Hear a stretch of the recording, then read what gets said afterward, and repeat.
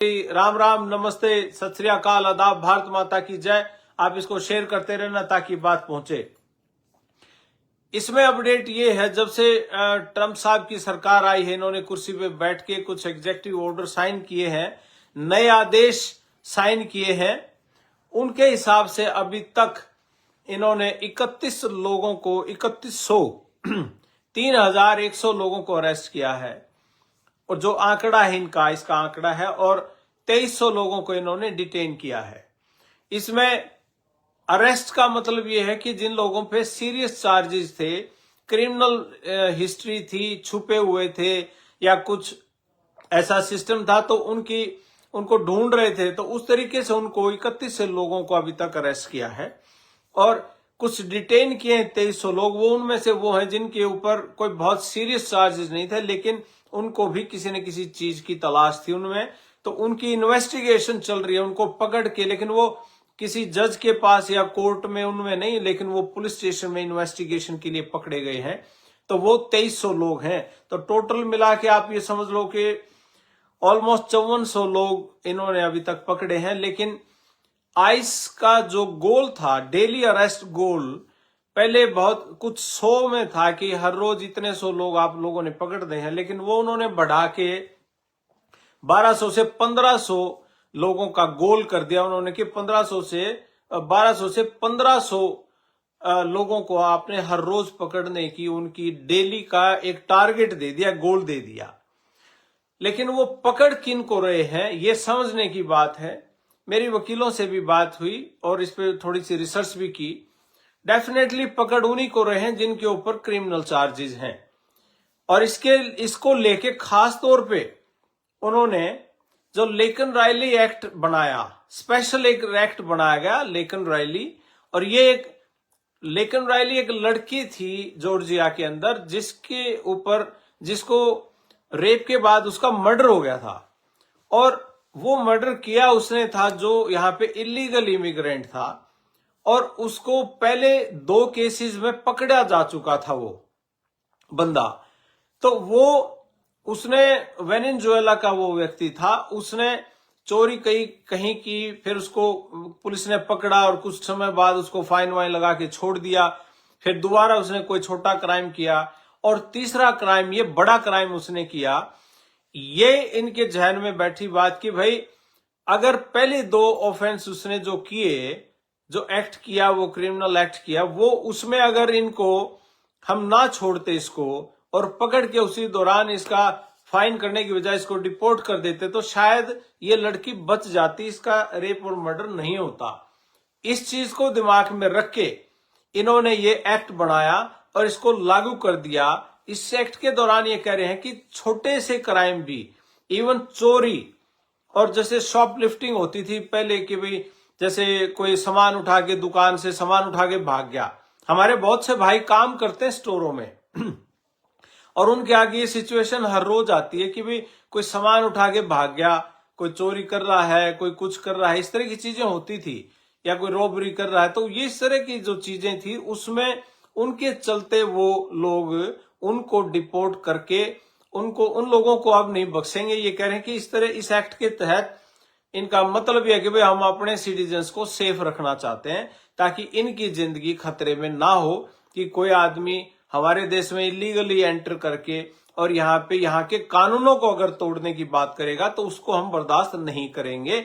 ये बात इन्होंने कही है, और इनका कहने का मतलब यही है, और ये एक्ट का भी मतलब यही है कि भाई वो लड़की बच जाती अगर उसको उसी दिन हम बाहर फेंक देते, अपने देश में ना रखते। तो ये बात ये कह रहे हैं, और बात कुछ हद तक सही भी है। बस दूसरे देश में आके अगर कोई, भाई हमारे देश में भी कोई आके बढ़ के और कोई बाहर से हमारे कानून अगर तोड़ेगा तो कौन बर्दाश्त करेगा? ये तो कोई नहीं करेगा। तो ये वो जो क्रिमिनल एक्टिविटीज हैं उनके चलते जिनके ऊपर क्रिमिनल चार्जेस हैं, कन्विक्शंस हैं, उन लोगों की धरपकड़ ये चल रही है, उन लोगों को ढूंढ रहे हैं।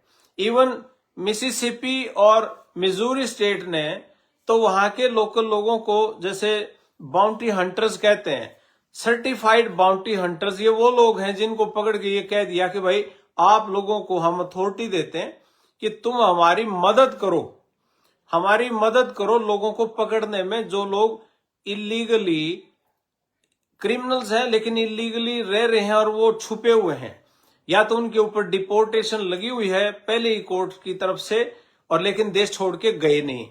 दूसरा, उनके ऊपर कोई ना कोई केस चल रहा है, मान लिया कोई एक्सीडेंट में हिट एंड रन करके भाग गया, कोई उसको ढूंढने की कोशिश कर रहे हैं, पकड़ में नहीं आ रहा, इस तरह के लोग एक्सीडेंट करके भाग गया और वहीं रुका नहीं, इस तरह के केसेस, कोई चोरी के मामले में किसी तरह का कोई केस, तो उनको ढूंढने में कोई मदद अगर करेगा तो वो उनको $1000 इनाम देंगे, वो रिवॉर्ड देंगे। ये बात उन 2 स्टेटों ने भी कही कि मतलब किसी भी तरीके से वो कह रहे हैं कि भाई क्रिमिनल्स को हम वो नहीं करने देंगे, मतलब छुपने नहीं देंगे, ये बात उन्होंने कही है। अब मैं कह रहा हूं एक चीज और समझने की जरूरत है इसमें। पहली बात तो मैं सारा ये मैसेज, आप प्लीज इसको शेयर करते रहना अपने सभी भाइयों को, दोस्तों को, रिश्तेदारों को, ताकि ये मैसेज चला जाए, क्योंकि सिचुएशन टाइट इसलिए है क्योंकि जिनके बच्चे विदेशों में रहते हैं उनके ढेरों सवाल होते हैं, हमें भी बहुत फोन आते हैं, बहुत मैसेजेस आते हैं कि जी क्या हो क्या रहा है, असली बात कोई बताएगा कि भाई क्या चल रहा है वहां, कहीं हमारे बच्चों को तो कोई दिक्कत नहीं है। इवन जो स्टूडेंट पढ़ने लिखने के लिए आए हुए हैं उनके पेरेंट्स भी फोन करके भी हमारे बच्चों को तो कोई दिक्कत नहीं है। और भाई जिनका बच्चा बाहर हो अकेला, और बेटियां भी हैं, बच्चे छोटे हैं, भाई वो अगर हैं तो उनके क्वेश्चन तो जायज हैं ये, लेकिन उन सभी के लिए मैं कहता हूं उन तक ये बात पहुंचाने के लिए आप इसमें हमारी मदद करें ताकि ये बात वहां तक पहुंचे। आप सभी इसको शेयर करना प्लीज। तो हम बात कर रहे थे कि भाई जो बच्चे पढ़ने के लिए आए हुए हैं उनका तो कोई मसला है ही नहीं, इनफैक्ट आने वाले समय में आप लोगों की तो और ज्यादा जरूरत पड़ने वाली है। दूसरा, जो लोग बॉर्डर पार करके आए हुए हैं, इन जो मैक्सिको बॉर्डर पार करके आए थे या उधर से अपना दूसरा बॉर्डर ये कनाडा वाला पार करके आए थे और यहाँ के किसी भी सिचुएशन में भाई आपकी जान को खतरा था इसलिए तो असाइलम लगाई, और वो असाइलम लगाने के बाद आपको एक एलियन नंबर मिला हुआ है, आपको वर्क परमिट मिला हुआ है। वर्क परमिट मिलने के बाद आप वहां कोई काम कर रहे हो, इन्होंने तो दिया वर्क परमिट। अगर वर्क परमिट आपके पास है और आप काम कर रहे हो, आइस की रेड पड़ जाती है, आप उसको दिखा सकते हो कि ये मेरा वर्क परमिट है, मैं लीगल हूं, कोई ज्यादा दिक्कत आप अपने वकील से बात करवाइए, तो आपको कुछ नहीं कहेंगे ये। तो इस तरीके से मैं आपको और बता दूं, ऐसे अगर सबको निकालने लगे तो भैया 9 करोड़ लोग हैं जो इलीगल इमिग्रेंट्स थे यहां, जिनके केस चल रहे हैं, 9 करोड़ लोग नौकरी कर रहे हैं। ऐसे सबको निकाल देंगे तो इनके पास तो बचेगा ही नहीं कोई काम करने वाला। तो घबराने की जरूरत नहीं है। जिस किसी भाई का डिपोर्टेशन लगी हुई है कोर्ट की तरफ से और अपील नहीं लगी है, उसको डरने की जरूरत है। जिसके पास वर्क परमिट नहीं है और वो काम पे जा रहा है, उसको डरने की जरूरत है, वो डरे बिल्कुल। तो इस तरीके से अपना जब तक भाई वर्क परमिट अभी आया नहीं है, आने वाला है, तो वो वेट कर ले और अपने एक दूसरे साथियों को जागरूक करने की कोशिश करें कि भाई हौसले से हौसला ना तोड़ें। और ये सारी चीजें आप एक दूसरे की मदद करना इस मामले में बड़ा जरूरी है, क्योंकि तनाव में कहीं ऐसा ना हो कि इसकी पकड़ में तो कोई आए ना आए पता नहीं, कि कहीं तनाव डिप्रेशन ना आपको पकड़ ले, वो बड़ा भारी है।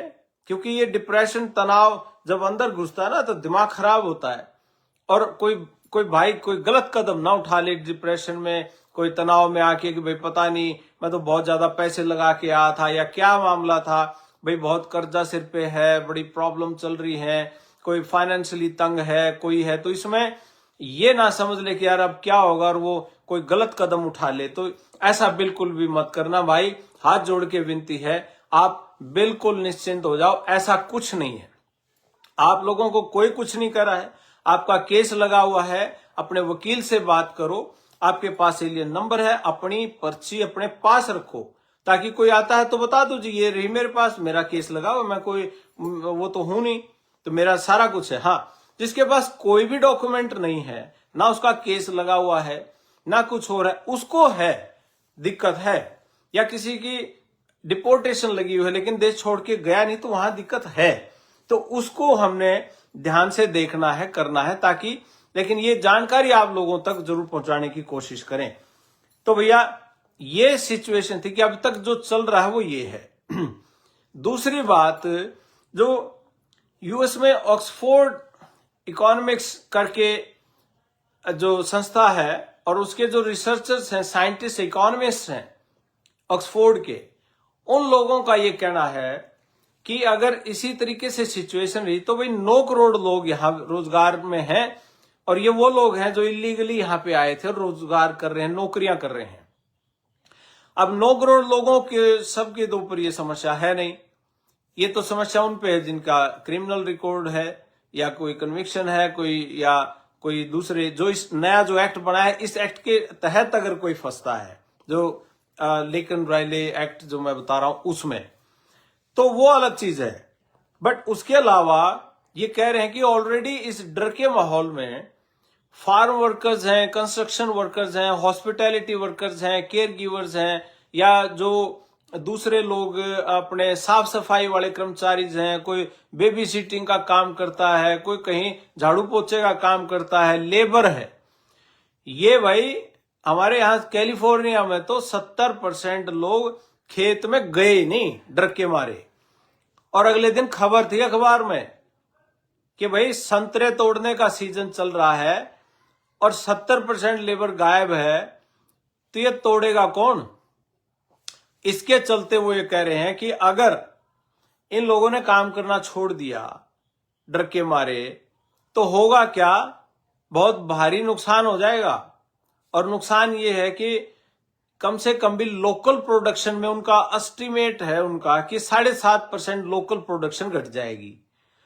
और महंगाई, फूड जब कम होगा मार्केट में, खाने वाले ज्यादा होंगे तो उसकी कॉस्ट बढ़ेगी। तो कह रहे 9% रेट बढ़ जाएंगे खाने के, 9%। और एम्प्लॉयर जो है, जो नौकरी देने वाले हैं, जो बड़ी बड़ी कंपनियां जिन्हें हजारों लोग जहां काम करते हैं, उन लोगों ने तो, कुछ कंपनियों ने सरकार को चिट्ठी लिखी है कि जी ऐसा ना करो आप, या पता नहीं उन्होंने क्या लिखा होगा कि भाई ये इतना भारी इंपैक्ट पड़ जाएगा हमारे ऊपर इस चीज का कि मारे जाएंगे, कि भाई खेतों में काम करने वाला व्यक्ति नहीं होगा, कोई और नहीं होगा, तो फिर कैसे काम चलेगा, ये खेतीबाड़ी कौन करेगा। अब उनका मानना यह भी है कि अगर यही चीज अमेरिका में जो पैदा हुए सिटीजन हैं, अमेरिका में जो यहां लोकल पैदा हुए और यहां के बाद ये वो सिटीजन बने जो यहां के पुराने लोग हैं, अगर उस पे वो विचार करें, अगर उनको हम नौकरियों पे रखें, तो कह रहे हैं कि वो ऐसे काम नहीं करेंगे, वो तो भैया उनका इनकम बढ़ानी पड़ेगी, उनकी तनख्वाह बढ़ानी पड़ेगी। जो डेली वेजेस है भाई, काम ज्यादा अवेलेबल है मार्केट में और कर्मचारी घट गए, काम करने वाले कम हैं, और लोकल लोगों को फिर अगर वो पकड़ के काम करवा रहे हैं तो वो कह रहे हैं कि वो वेजेस उनको बढ़ाने पड़ेंगे, लेबर महंगी हो जाएगी। और इसके लिए तो मैं एक बात और बोलूंगा, जिन भाइयों के पास काम करने की परमिशन है, और वैसे तो देखा जाए तो ये आप लोगों के छूत भी आस्क है कि भाई जिनके पास काम करने की परमिशन है और मार्केट में काम ज्यादा है और काम करने वाले कम हैं, तो फिर दिहाड़ी तो महंगी होगी ना। और ये काम महंगा होएगा तो वो ज्यादा लोग, वो जो लोग काम करेंगे वो तो पैसे कमाएंगे डेफिनेटली। लेकिन ये सिचुएशन आ सकती है, ये ऐसा मानना है यहाँ के इकोनॉमिस्ट का, जो अर्थशास्त्री है उनका ये मानना है कि मार्केट में इस तरह की चीजें होने की संभावना है। तो आप लोग भाई तगड़े रहियो, घी दूध खा के अपना तगड़े हो जाइयो, काम बहुत आने वाला है तो आप लोग करोगे, तो बजाय तनाव में आने के यहां। लेकिन एक बात मैं जरूर कहूंगा, जो भी भाई हमारे यहां बैठे हैं, भाई गलत जानकारी लेके तनाव में आके कोई ऐसा कदम मत उठाना, हाथ जोड़ के विनती है। कोई बात की जानकारी नहीं है, आप लोगों के वकील हैं, आप उनसे सीधी जानकारी लीजिए, कोई दिक्कत नहीं है। गलत काम नहीं करना, शराब पी के गाड़ी नहीं चलाना, आपस में झगड़ा नहीं करना, जैसे कई बार पहले हो जाते थे, अब मत करना। क्योंकि अगर कोई बहाना ही ढूंढ रहा है तो फिर बहाना देना नहीं, ये इस बात का बहुत जरूर ख्याल रखना आप सभी ने। अदरवाइज जो पहले होता था, काम नहीं मिल रहा, काम नहीं मिल रहा, थोड़े दिन रुक जाओ, काम ही काम है, कर लियो, कितना करोगे। तो ये जरूरी है भाई आप इस चीज का ध्यान रखना, क्योंकि एक चीज और मैं आपको बताऊं, 50% कैलिफोर्निया के अंदर 50% फार्म वर्कर्स नॉन सिटीजन हैं, यूएस के सिटीजन नहीं है वो लोग। 50%, कितना बड़ा नंबर है ये। अब अगर ये काम करने वाले लोग नहीं होंगे तो भाई फिर बनेगा क्या, वर्कफोर्स ज्यादा महंगी हो जाएगी। ये तो आपका समय आने वाला है, मुझे तो यूं लग रहा है। जो जिनके पास काम की परमिशन है उन लोगों को तो फायदा होएगा डेफिनेटली। तो इस करके कोई भी जाने अनजाने में ऐसा काम नहीं करना जिससे कि यहां का कानून टूटे। कानून टूटा नहीं और हम प्रॉब्लम में आए नहीं। दूसरी बात, बहुत से लोग जो एक दूसरे की आईडी पे काम करना, ये करना, इसको कुछ दिन के लिए भाई मेरे हाथ जोड़ के विनती है, गलत ना करियो, कोई कानून ना तोड़ियो आप लोग।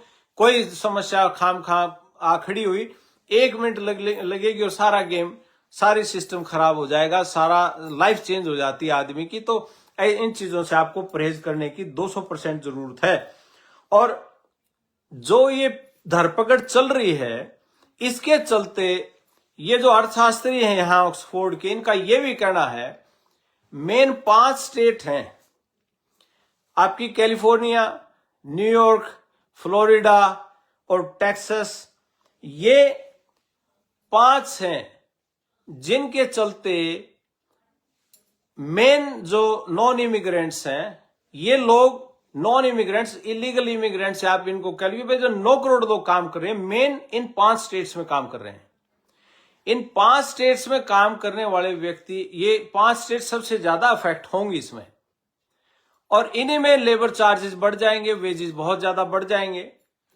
तो इसका सिनेरियो पूरा चेंज होगा। प्रोडक्शन, लोकल प्रोडक्शन घट जाएगी। ये मानना है कि 7.5% लोकल प्रोडक्शन घट जाएगी, और मार्केट में फूड प्राइसेस जो है 9% बढ़ जाने की उम्मीद है। तो ये सारा इसका जो चल रहा है इमिग्रेशन, न्यू इमिग्रेशन पॉलिसी है, इसका ये इंपैक्ट है। एक खबर और आई थी दिन में कि जो इलीगल एंट्री के बाद जिन लोगों ने यहां लोकल आके इंडियन या यहां के अमेरिकन सिटीजन से शादी करके अपना ग्रीन कार्ड की प्रोसेसिंग शुरू कर रखी थी, उनके लिए एक बुरी खबर थी कि वो किसी तरीके से उसको एप्लीकेशन कैंसिल करके उनकी एप्लीकेशन वापस भेजना, क्योंकि बाइडेन ने एक वो किया था कि कीपिंग फैमिली टुगेदर एक लॉ बना के, एक क्लॉज के दौरान उसमें लिखा गया था कि कीपिंग फैमिलीज टुगेदर, ये आपको वापस जाने की जरूरत नहीं, अब यहीं की यहीं आपकी प्रोसेसिंग हो जाएगी। तो उसको चैलेंज किया है कोर्ट ने, उसको खारिज करके कहा कि भाई अब ऐसा नहीं है कि अगर आप इलीगल आए हो तो आपको बाहर जाना पड़ेगा, वापस जाना पड़ेगा और फिर दोबारा वहां से अप्लाई करके फिर आओ। तो इस तरह की चर्चाएं हैं। तो जो जो इंफॉर्मेशन आती रहेंगी आप लोगों के साथ शेयर करते रहेंगे। बट फिलहाल सिचुएशन ये है, आप अपने बच्चों को, अपने भाइयों को, अपने रिश्तेदारों को एक बात के लिए तगड़ा कीजिए कि भाई आप खुद कोई कानून ना तोड़ें और सहयोग करें हर चीज में, क्योंकि ये जो तीर छोड़ा गया है ये उनके लिए है जिन्होंने पहले कोई गलत कर रखा है। और ये बिल्कुल जो ये नया लॉ बना है, लेकिन राइली एक्ट जो है, उसके तहत ये सारी चीजें हो रही हैं, ये धरपकड़ उसी चीज में है। तो उसके चलते आप खुद कोई तनाव में आके, कोई डिप्रेशन में आके ये कोई ऐसा काम मत कर देना। कोई दिक्कत नहीं है, देर सवेर टाइम लगता है, चीजें सेटल हो जाएंगी। लेकिन डेफिनेटली कुछ चीजें आपकी फेवर में भी जाएंगी, और फेवर में मैंने आपको बताया वही चीजें जाएंगी।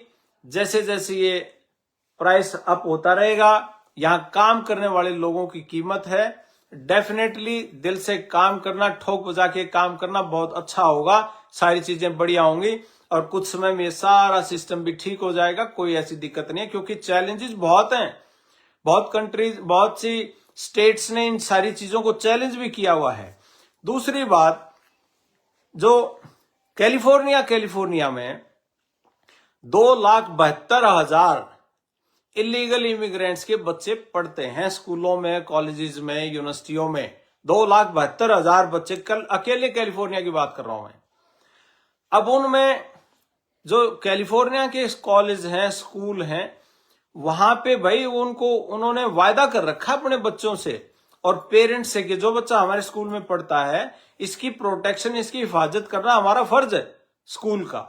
ऐसा थोड़ा है कि भाई वो स्कूल में पढ़ने आ रहे हो, पीछे से आके उनको कोई उठा ले गया और स्कूल चुपचाप बैठा है। नहीं, उन्होंने कहा कि भाई हम एक जो सिस्टम होते हैं इमरजेंसी अलर्ट सिस्टम है, मान लिया स्कूल में कोई और दुर्घटना घट गई तो उस दौरान वो यूज करते हैं उसको, इमरजेंसी अलार्म सिस्टम। तो इस केस में भी वो कह रहे हैं सभी प्रोफेसर्स को, टीचर्स को, इस तरह की चीजें हम और पेरेंट्स को हम अलर्ट भेज देंगे कि भाई हमारे यहाँ स्कूल में आइस की रेड है, ताकि उनको पता लग जाए कि भी यहाँ बच्चों से कोई पूछताछ हो रही है।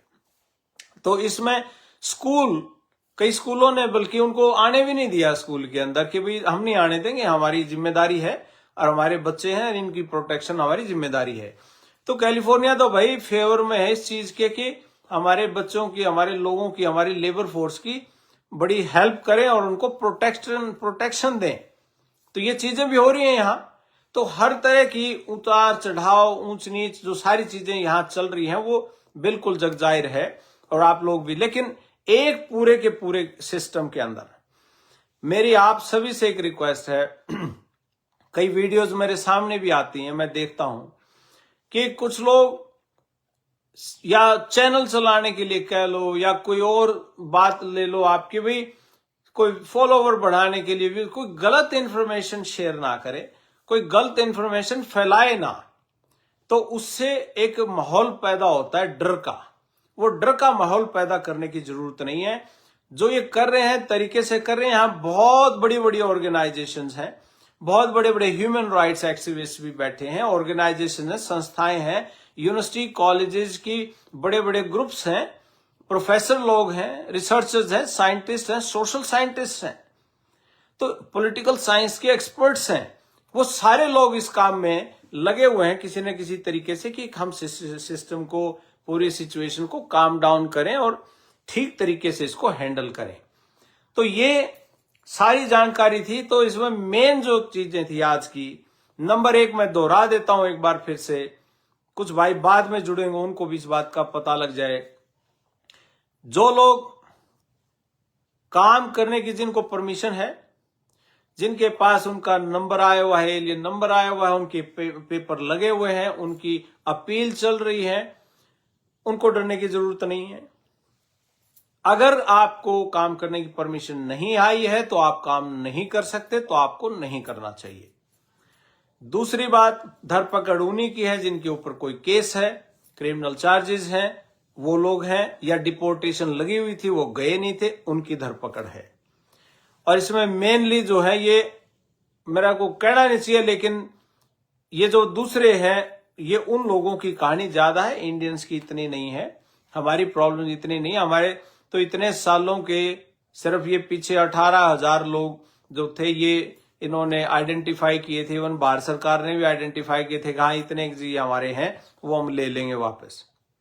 तो वो एक चीज थी। अदरवाइज इसका जो इम्पैक्ट है, इसका असर है, ये जो सारे सिस्टम है, इसका असर इन चीजों पे देखने को मिल रहा है कि वर्कर्स की शॉर्टेज भाई कंस्ट्रक्शन में, अपने लेबर फोर्स में, गैस स्टेशनों पे, रेस्टोरेंट्स में, साफ सफाई में, बेबी सीटिंग में, आपके जो एग्रीकल्चर में, इनमें बहुत बड़ा असर है, बहुत बड़ा इम्पैक्ट है। तो इन चीजों की जब होगी कमी तो डेफिनेटली महंगाई भी बढ़ेगी और जो वर्कर कंपनसेशन है, जो वेजेस हैं लोगों के, वो वेजेस बढ़ जाएंगे बहुत ज्यादा। एक तरफ फायदा भी, एक तरफ नुकसान भी है, दोनों चीजें हैं। और यहां महंगाई बढ़ेगी तो भाई वो अपने ऊपर भी लागू होगी, सीधी बात है। लेकिन ये जो मास डिपोर्टेशन का सिस्टम चल रहा है, ये इतना आसान भी नहीं है कि बहुत ज्यादा पैसे लगेंगे इनको अगर वापस सारे भेजने लगेंगे। तो बहुत एक्टिविस्ट बैठे हैं, छोटे छोटे बच्चे जिनके दो दो बच्चे हैं, 3 बच्चे हैं, वो ये बच्चे सिटीजन हैं, उनके पासपोर्ट बने हुए हैं, माँ बाप का ग्रीन कार्ड आया नहीं है। तो बहुत सारी कशमकश यहाँ चल रही है, रोज डिबेट होती है, टीवी पे डिबेट हो रही है।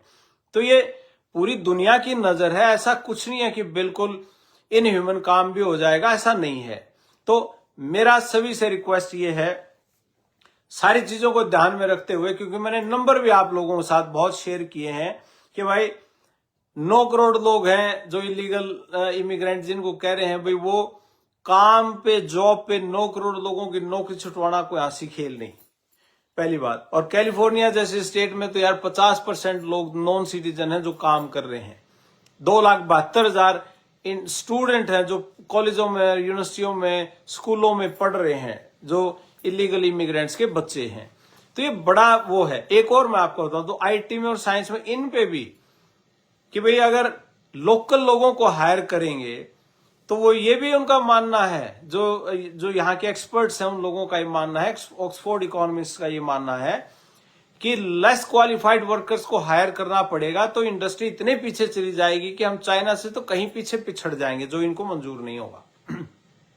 तो ये सारी चीजें, सारे एनालिसिस हैं, तो इनको आप, मुझे उम्मीद है कि आप लोगों तक जो जानकारी पहुंचने का कोई फायदा हुआ होगा और आप भी आगे इनको दूसरे लोगों तक पहुंचाने की कोशिश करिए ताकि कोई भ्रांति ना फैले, कोई डर का माहौल पैदा ना हो।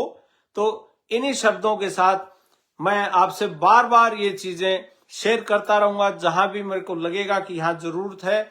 लेकिन एक प्रॉमिस सभी भारतीय, इन देशों में रहने वाले लोग जरूर करें, एक दूसरे की हेल्प इस तरीके से करें ताकि कोई भाई तनाव में आके, डिप्रेशन में जाके, स्ट्रेस में आके कोई गलत काम ना करे। क्योंकि कोई ट्रक चला रहा है, मैं आप लोगों की जानकारी के लिए बता दूं, जनवरी अभी खत्म नहीं हुई है, 1 महीना पूरा नहीं हुआ है नए साल को।